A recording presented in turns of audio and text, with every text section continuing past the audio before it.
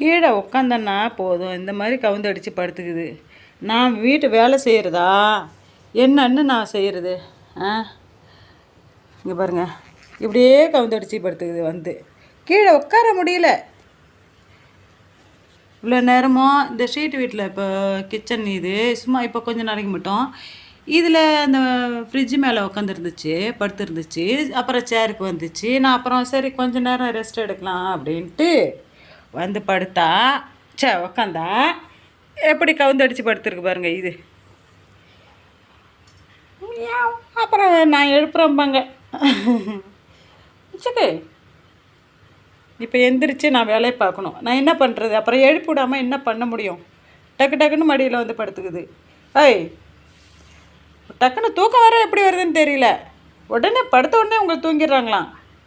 ஏய், எந்திரி எந்திரி எந்திரி எந்திரி, நான் வேலை பார்க்கணும். எந்திரி. ஐயோ, அழகுட்டியே, எந்திரி அழகுட்டியே. ஒன்றும் இல்லை, அப்படி என்ன பண்ணுவேன்? அவ்வளோதான், அவ்வளோதான். போ, டாட்டா.